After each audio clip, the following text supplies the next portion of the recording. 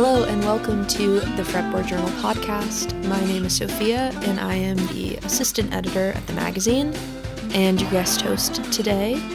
Today our guest is TJ of Love of Fuzz, which is a guitar shop in Troy, New York, has really become a staple in the upstate music scene, as you'll hear how he's involved in his communities. We had a really great conversation. We talk about gear that's come through his shop, being a business owner, what's unique and special about the space that Love of Fuzz has found itself in today after floating through a few different storefronts. We talk about repairing tube amps. We do get into the nitty-gritty for you gear people. But it's a really great episode just about one local business and all they're doing for their community and the surrounding area, and then how they're reaching people on the internet, Reverb, Instagram. It's really quite interesting. Before we get to it, the Fretboard Journal podcast is brought to you by Peghead Nation. For 10 years now, it's been the finest spot on the internet to become a better acoustic player. Get your first month free or $20 off any annual subscription with the promo code FRETBOARD at checkout. We're also brought to you by Stringjoy Strings. You can save 10% on your first order at stringjoy.com with the promo code, you guessed it, Fretboard. Thank you so much for joining us on the Fretboard Journal podcast today. And thank you for having me. I'd love to just start with talking a bit about your musical background. People who live upstate or who live in the city may know you and have visited you up at your shop, but there's going to be some listeners who don't know you at all. So let's start there. Yeah, I also think that this shop is a very localized thing. It's starting to spread a little bit. The internet is crazy, but we are at the beginning of it, a very small shop. It's 3 employees and we do kind of a lot, but I would love to see more people here from out of state. But So basically, Love of Fuzz is about 7 years old now, and before that, I put in probably the better part of a decade at another store. So this is about 15 years in for me, but I've always been involved in playing music and being in a band since I was 14, but I think for me at least, I knew early on that my money was not going to be made playing music. I enjoy it a lot. I'm not like I don't get joy from touring though. So, but it was always, roots Americana, blues, some psychedelic. Now that I've kind of grown a little bit in tastes, I play in a lot of like psychedelic bands now. So we have a lot of fun playing in that sense. And I think a lot of it comes down to like, I've always been obsessed with gear, and it's like the language we get to play with, where, you pick up a Telecaster or a Strat or a 335 and everything's different every time. So that totally. I feel like I keyed into early on, and that's where I get a lot of my joy from, the pieces to the puzzles. What were some of the first guitars you owned? First guitars, I remember the Musician's Friend catalog in paper that I pined over in my basement, and I got my dad to buy an Epiphone Dot. And I don't think now, like at the time, I don't think I realized how good I was starting out. But I had that guitar. I still have that guitar in my basement, and I don't know if you're the same, but I feel like you don't get rid of your first instruments. Well, mine were child-sized. Okay, well, I started a little late then. But my true first adult guitars that I got when I was like 14, like full size, full scale. Yeah. I still got those. I still have the blue floral Telecaster that I got for my 13th birthday. We still got it. It's like Nashville strung now, so it does like a different thing. That's great. You're still using it then. Yeah, totally. But you kept the Dot. Yeah, and it's mostly just sentimental, but like there's always a good purpose for like a knockaround semi-hollow body. Totally. I've put Bigsby's on it. I've taken Bigsby's off of it. when I was getting into repairing stuff, you naturally always start with like the things you own. Mm-hmm. So that guitar got every pickup under the sun into it, and I think that was a good entrance into, the comfort level of taking somebody else's guitar or whatever and working on it. So yeah, all my earliest stuff, they're pretty messed with at this point. Totally. Yeah, speaking of like that era in your life, like when did you first become interested in repair? Honestly, my entire life, I have been the kid who takes apart the brand new lawnmower my dad just bought, or bicycles. I had a period of time where we were welding bicycles together into like, we would call them freak bikes, but like the double high, the super long choppers, and so it was always like, I've just always enjoyed the taking apart and putting together of things, Yeah. as part of the fun. So yeah, from then on, it's always been something that I've had in my life. And like I said, at one point, working in mechanics garages, fixing stuff there, uh, the opportunity popped up to work in a guitar shop for less money, but in a warm environment rather than up here in New York in December working on cars or whatever in a garage. It's freezing. So it was a Yeah. good way, perfectly, just to like have cleaner hands and warmer bones. How did that opportunity present itself? So the town that I was working in and kind of grew up in, there was one store, and my friend worked there. And the What store had town? What store? it's Clifton Park, New York, Okay. and this would be Parkway Music. Okay. So at that point, a friend of mine worked there, and they had no turnover for like the entire 10 years that I was going there. Yeah. And he called me up and said, "Hey, this guy's quitting. You should get in." So immediately, of course, I put in my 2 weeks and went and got an interview and never looked back. I feel like Guitar Shop called to me. Wow. That's Yeah. amazing. And it was great because that shop was very much a like started in the 90s, Hmm. and I got into the we can sell online, which was dangerous because then that's all I did there was Yeah. like the reverbs, the listings, and stuff like that. Where I feel like what I want to do is fixing them and selling them in person. That's a lot more Yeah. fun for me. So when we opened up, a big thing for me was for 2 years straight, I didn't sell anything on Reverb, Okay. and it was all in person, and it was fun because we'd get to see the same guitar multiple times. Somebody would trade things in because you know how it goes. Like Of we course. don't keep anything. Yeah. So, but yeah, that was a good entrance in it, and with that shop is where I learned how to set guitars up and kind of go from this is a terrible guitar to this plays great. Hmm.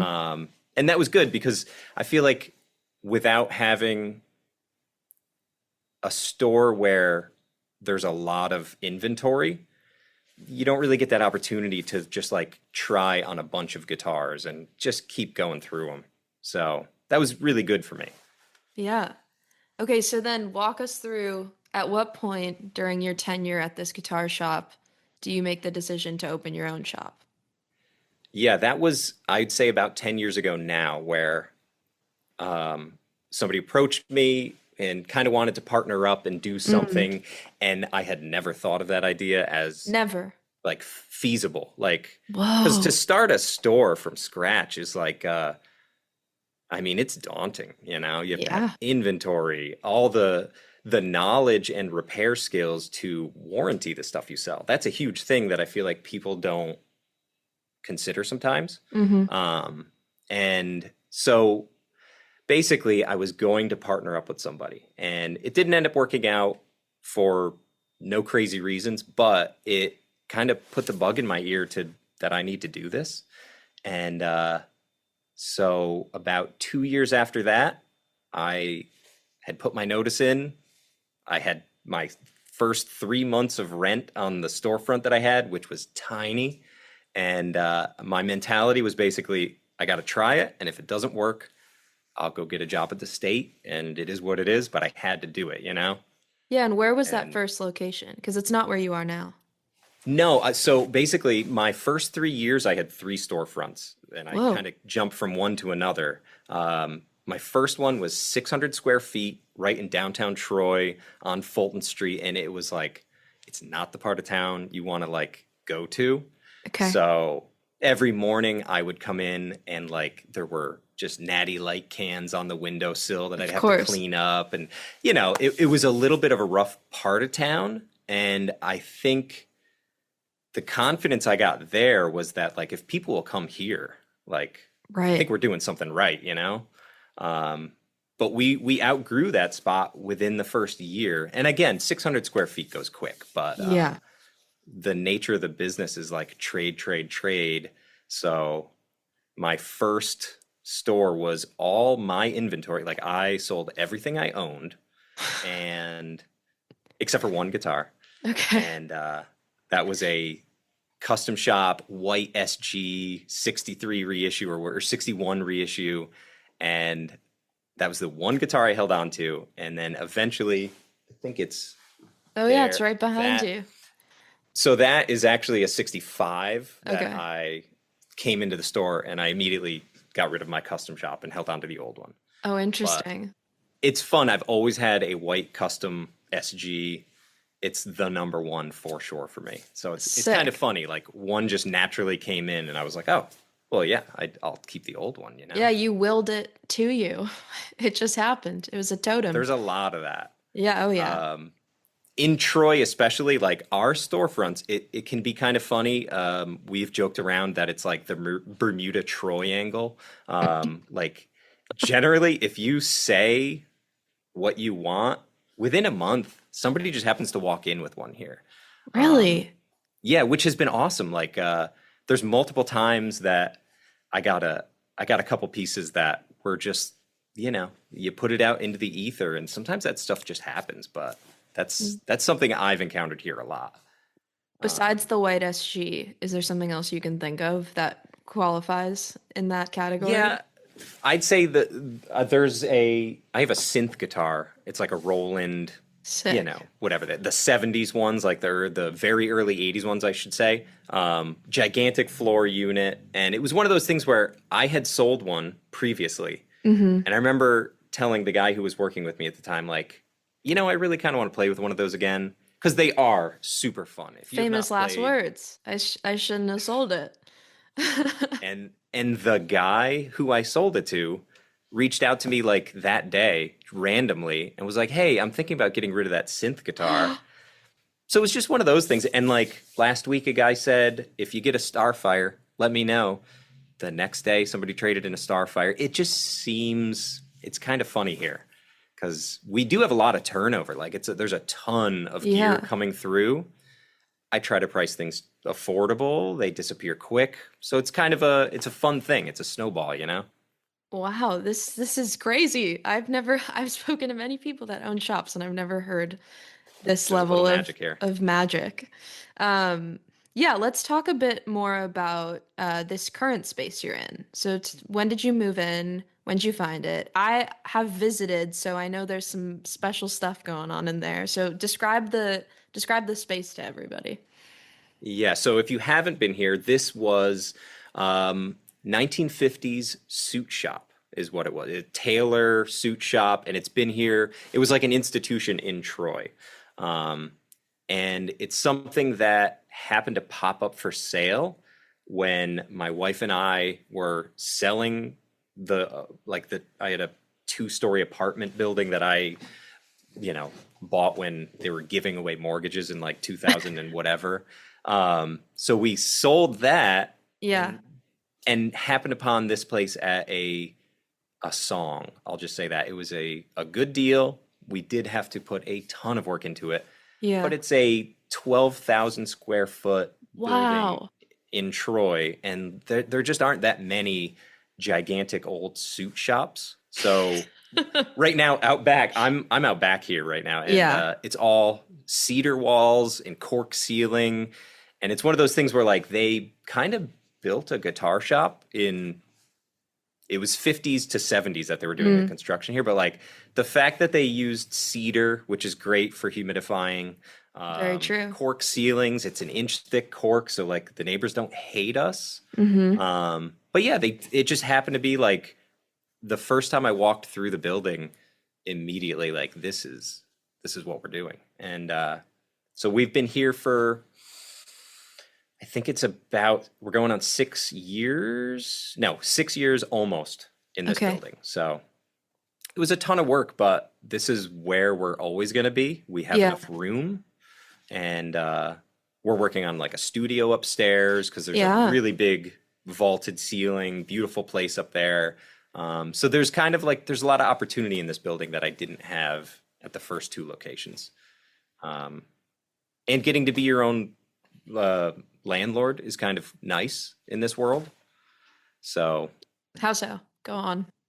Well, my first location, we had a problem in the basement. There was a sewage leak, and the landlord lived in New York City, and we're in Troy, and it just turned into like a big headache. Where I remember I think the point where I had to leave, a woman walked in asking for a guitar stand, like the easiest sale. She looked at me and then made a terrible wincing face and just walked out because there was like such a smell. I was burning. Oh no. Trying to cover up for this problem. So that was one of my low points, I'll say. Yeah. But seemingly, like with everything, we went out looking and I found a slightly larger storefront right down the street. We moved in. It was great. We made it there a year. And that was, so we went from 600 square foot to 1,000 square foot. And that was I made it 1 year until the point where you walked in and it was just amps piled to the ceiling. And, totally. So we moved here. We found this spot, worked on it for a solid year. But it's amazing to have, my workshop is bigger than my storefront. And I kind of always want it to be that way. So yeah, that's unique for sure. Yeah. Okay, so I did warn you in advance that we would get into a portion of the conversation where we'd talk a bit about some very memorable gear that has come through the shop. So anything in the last however many years of the shop, anything recently that you've gotten to work on that you think is super cool? I have a couple really cool pieces. There's one upstairs. It's a Showbud Compactron 100.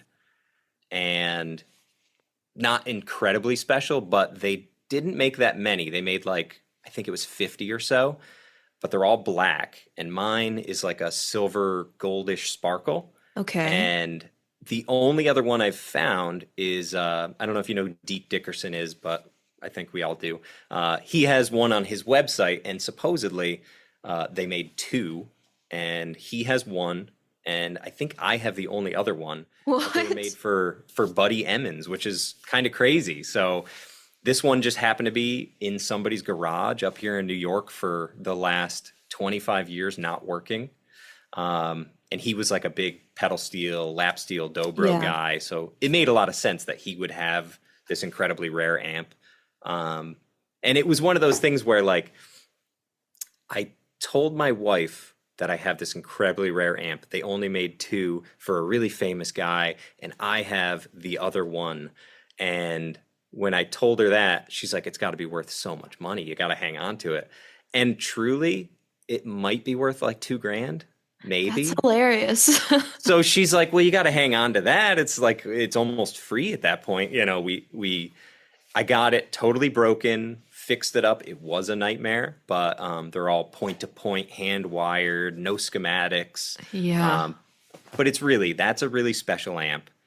And then I have a couple guitars that are very special. I have a 63 Jazzmaster. It's one of these 2 up here. Mm-hmm.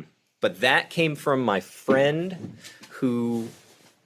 he was one of the founding guys at Nickelodeon. And okay. I think he bounced around, ended up at MTV, but he's just like, he's a really great guy and a very good friend. And when he came in with this jazz master, and it was one of the few times I like picked up a vintage Fender and immediately was like, oh, Mm-hmm. this is the one. I need to own this. And he put it down on the counter and he's like, I either want a setup or I'd like to trade this in. So there aren't many times people walk in with a 60s Fender or whatever, especially like a pre-CBS, Mm-hmm. and say, I'd like to maybe trade this in. So I've never I heard that basically, before. I was like, supermarket sweep, go out, get whatever you want on the floor. We'll make it happen. Yeah. So Do you remember that is what another he where do you remember what he traded it for? it was a lot of really basic stuff. Wow. But it was a lot. I will say, like, maybe a bass and a bass amp, like very utilitarian. And that's one of the reasons I really like this guy is he's nothing is really holy. They're all tools. Mm-hmm. And he didn't need this jazz master anymore. Um, Beautiful. that said, I'm never getting rid of it, and I'm so sorry. But yeah. What what's some of your favorite stuff to work on? Like it comes through the shop and you're like, "Oh yeah, I get to work on this now."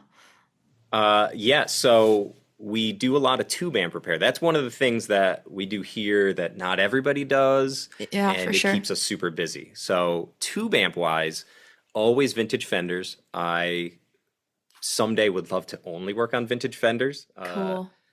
Leo was very smart in the way he built them. They're made to be serviced, so that's always a dream. Um, Marshalls as well. They're a little maybe more annoying to work on. You got to take everything apart, flip things over, whereas a Fender, you just open it up, you're looking at everything. Yeah, but you said Um, growing up you loved taking things fully apart. So it's kind of you should perfect. see the room I'm in because I have I've so many been. things disassembled and not quite there. And that's one thing about me is I feel like I can never turn down a project. So we Oh, have a ton of that stuff interesting. going on. Yeah. Yeah, that's a little dangerous to tell people on here because I feel like one of the things that I do here that a lot of folks wouldn't do is taking things that don't work on Hmm. trade because I have this blind confidence that I know I'll get it going. It has not always worked out super well for me financially. I've Uh-huh. probably taken hits on things, but you know, I feel like after the first year of being open on my own, I I had a couple stumbles with like tape echoes, really kind of Mm-hmm. finicky stuff where you're dealing with solid state transistors and like bias frequencies and all these funny little things that I didn't know a ton about yet. Mm-hmm. Um, but now I feel like I've been lucky enough to fix most things that I could pretty much jump in and feel comfortable with most stuff.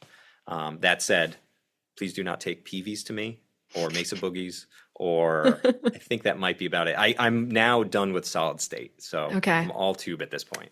All But tube. yeah, Everyone's heard it here. that's Um, it. you talked about this a little bit in the beginning. You mentioned playing in some bands. There's obviously a very thriving music scene upstate. Um, how do you experience that kind of from the position of the shop? That is a great question. And we are so perfectly located as well. Number one, you're right. Albany, Troy, the whole Capital District area does and has always had a pretty good scene. Whatever music you're into, you can pretty much find a thriving network of people that are into it. Um, and specifically in this location, moving to Troy, I was born here, so that was part of it. But also, there's a club called No Fun, and my bass player in my band, August, is the guy who started it. And so it was one of those things where they'll get some bands that it's a 250 cap room, but in the next night on tour, that band that plays at No Fun sometimes is playing like sold out theaters. And he always had a great ethos of like, just pay the money, get the bands here. Like, we're all going to die someday. Like, let's just do it. So it wasn't necessarily, he always had a good mentality as like, just get good shows. Hmm. So with that, we're just right up the street. So he would always tell every band coming through, there's a guitar shop, you can hang out. It's a big enough space where we've had bands come through and just hang out back if they need to kill time even. Yeah. But yeah, that has really helped us out where we've kind of done a ton of like on the spot repairs for folks too, which I think if I have like one true joy, it's somebody coming in, I'm playing tonight and I need this fixed right now. Or I'm in the I middle of love that stuff. tour and I'm distraught, which I've Exactly. experienced before. Yeah, and that's the kind of thing where like if I can somehow make a touring musician's life a little easier, like Hmm. that is the ultimate goal of this shop. So we've done stuff where I think this a band called Bully, their amp broke the night they were playing in town. We loaned them an amp, we fixed their vintage Bassman, got it back to them, delivered it, had a great time. There's a bunch of those stories, and so so that's kind of been really fun. Like there's a couple things coming up. Jay Mascis is Mm. potentially buying an amplifier. I'm kind of working on it right now to try to make it like as appealing as possible for whenever he shows up for it. What is the But amp? it's like a 79 Marshall JMP, and apparently it's like something that he had back in the Mm. day. So he reached out recently, and we're going to try to make that as like his original as I can without ever knowing that amp. So, What are but you, yeah, yeah, what are you doing to it to make it as close to the w- original? well, this is the era where Marshalls could have had 6550 power tubes Hmm. or EL34s, and they have very different flavors. And basically, the one he had was one type. He had the 6550s. So on this one, it's stock with EL34s. So I have to just rebuild the bias supply a little bit so that it will safely run 6550s. So um, Sick. but with that comes like all these little times where you're like, what else could I do to make this amp just a little bit sweeter, you know? Yeah. And that's something I've had a lot of fun with. We used to build amplifiers, but it's a lot less affordable to do that now. So that's kind of a tough one. Yeah. Wait, Um, tell me a bit about building amps. I know you're not doing it anymore, but I'm curious. yeah, I really wish I could, but basically we got really lucky in that I made a friend named Thor. His name's Thor Jensen, and he originally came to me with a broken Fender Champ, and that's how I met him. But he's got a really great ear, and he's a really good player. Where sometimes when you're working on amplifiers, you get kind of like ear blind because you've changed so many variables that like Mm. you don't really remember where it started. So with Thor, he always had a lot of ideas without obviously like the electrical knowledge sometimes is a totally different thing than the ear. Right, like So with him, the sonic ideas of how of where it could go. Yeah. yeah, and there's only so many times you can say it's warmer or it's brighter. You know what I mean? Hmm. And all these Hmm. kind of funny little things. But one of my favorites that we got to do is it started life as a Brown Deluxe, like a 6D2, I think what 6G3, I think it was called. But we modified it a ton because he liked the format, but he wanted way more headroom, which usually Brown Deluxe is like ZZ Top, nothing but dirt. It's pretty sick. But he really wanted some extra headroom and some fun stuff that I like to throw in on amplifiers. Like usually you have like a ground switch, and anytime there's a switch or a hole, like an extension speaker jack, like to me that's just opportunities to put stuff there. So on that amp, it was a Vibrochamp mode, basically. You flip Hmm. the ground switch over and it would drop it down to like 5 watts output. So it was kind of a you can take this anywhere and do anything with it kind of amp. Mm. If the room is small, you flip it into Vibrochamp mode. It was really fun. And with that, we also did that amp, by the way, is called Trouble. And Thor now does pretty well. He's in London now, and he's playing with Ashley Campbell, and He's started his own YouTube channel where now he's getting questions about the treble amp because it's in a bunch of these videos. And it's tough because there's only like 4 of them out there, but Yeah. it's been fun, and I have the parts to build like 2 more, but we're just a busy shop, so sometimes I don't Yeah. get to I it. mean, it sounds like you have so much going on all the time. It's fun though. Yeah. Um, but yeah, with him we also got to build a bulldog. It was called. It was just a early black panel Princeton reverb.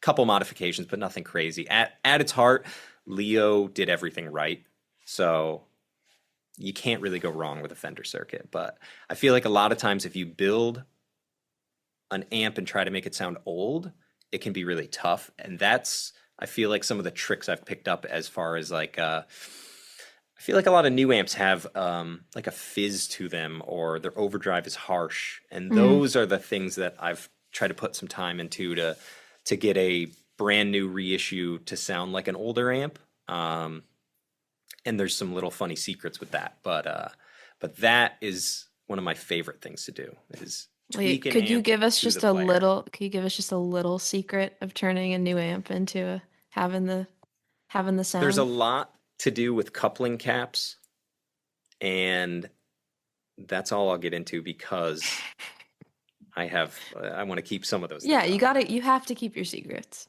Yep, but We're not there's a spilling lot. secrets here. Coupling caps are very important. I'll just say that.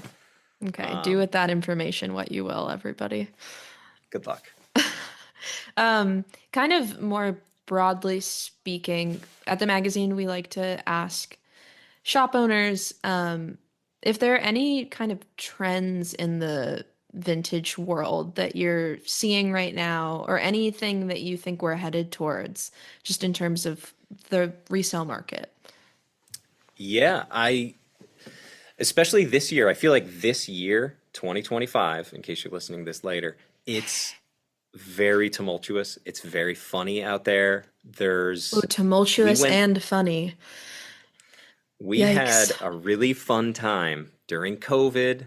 As much as I hate to say it, I was so nervous when COVID hit that Hmm. like this whole thing is going to disappear. Nobody's going to have money. And it turned out everybody had extra money. Nobody had anything to do. And So true. everybody was building like the vibiest little Blake Mills inspired home studios. Hmm. So like Friend of the I will podcast. friend of the pod. The amount of things that I sold from 2021 to 2023 that you'd almost just say like this is very similar to something Blake Mills would use, and that's what would sell. Yeah. I'm noticing now that stuff is a little harder to move, and Okay. they're not commanding the crazy dough that, for a while there, like a Fender Champ or a, K703, like these Mm. little 5-watt things, they were almost impossible to keep for longer than a day. Like they would just Wow. sell. And now I think, and it's really cool, I think people are getting back into being loud, which is awesome. Yeah. Because at my heart, as much as I want to be a vibey bedroom guitarist, I have always liked gigantic amplifiers. I like being loud. There's something about the power of like 100-watt Marshall, or I have a really cool orange that I recently sold my prized Marshall Plexi because I got this 69 orange 100-watt amp, and it is like it's a religious experience for someone who's not religious. This is it. Totally. Yeah, but that's, if I could say anything is changing, it's a lot of that, like seemingly the holiest items are losing a little bit of their, Mm. you know, even when it comes to like we have a 63 Strat right now, and I feel like last year it would be something that, well, we could sell that in a day, no worries. Hmm. And now I really don't know if, I don't know if that stuff, the highest level things are going to start dipping a little bit. I could see that happening because COVID changed everybody's prices on everything. Mm. And I'd like to think that people are kind of coming back to reality where things aren't losing value. They're just kind of maybe coming back to where they should be.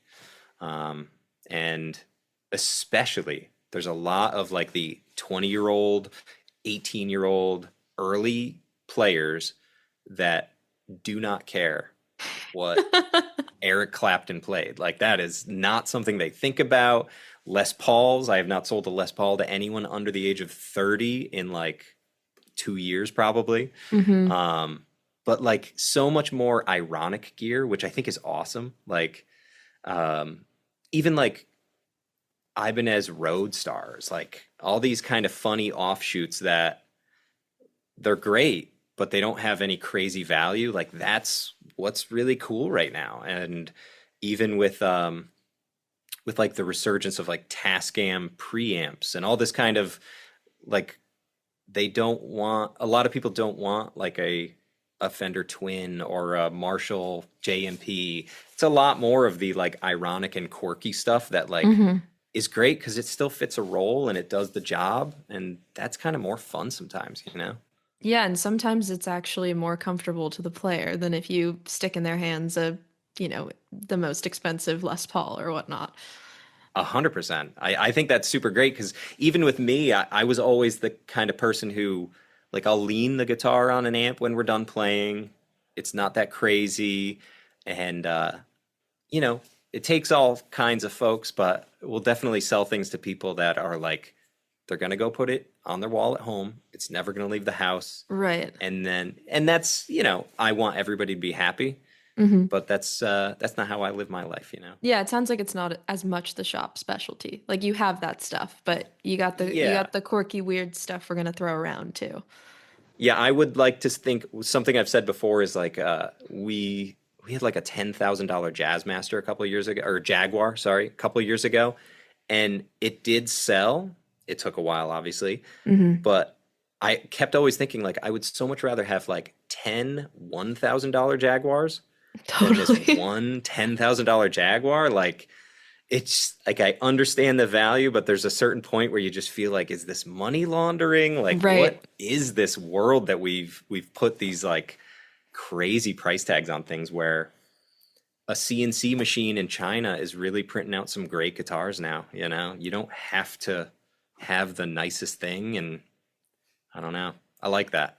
Yeah, we had a joke at Old Style about this Banner Gibson that we had on the wall for like I mean, way before my time there. And I think it Yeah, didn't yeah, yeah. sell till after I moved to New York. But it was really special because it had like a double pick guard situation, which wasn't original, but they figured Yes. out like would have been done only a few years later. Like it wasn't like a Yeah. very, very recent addition. And but trying to explain that to collectors was hilarious because it was like originally a lefty guitar, and then somebody put another pick guard on because they were a righty. Yeah. But we always joked, we're like, if we had 20 silver tones that we turned into rubber bridges for the same price, like those are flying, and this banner Yep. is just here.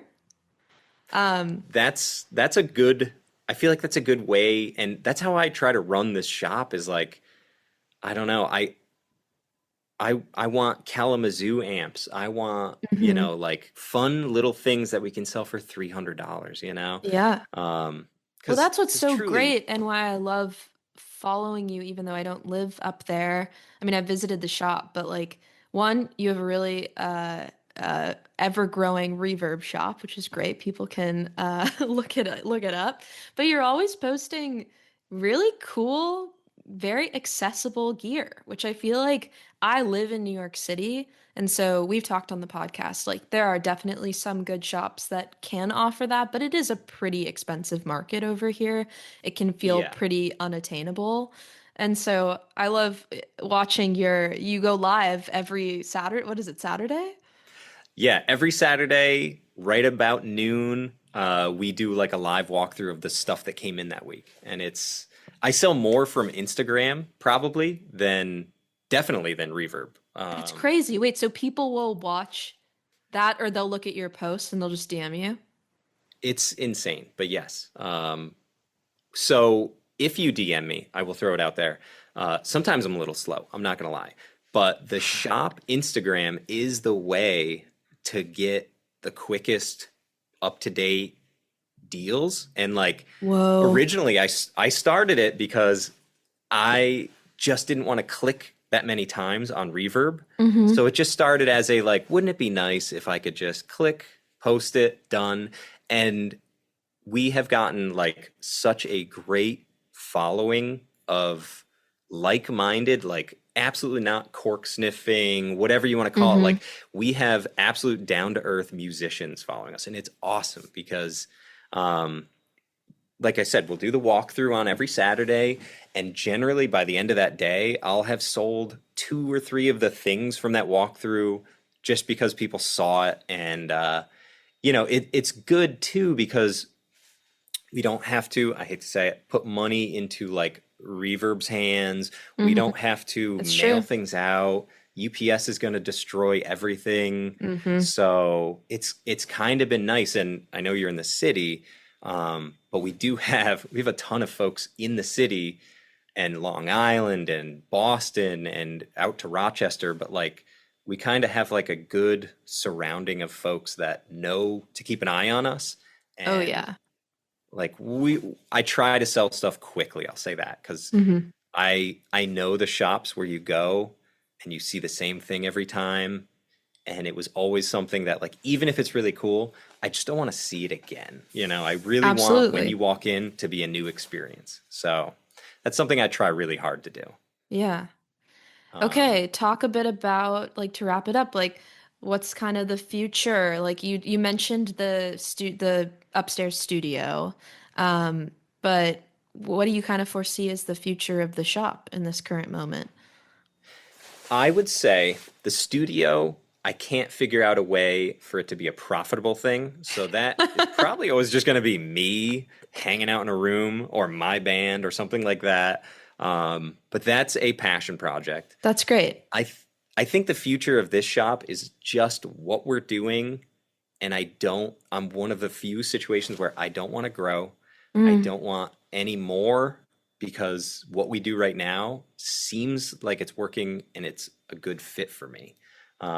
So if I can just keep working on tube amps, setting up guitars until I'm 90, like I'm good. This is it. I'm not looking for anything in life. Wow, you might be the most content person we've ever had on this podcast.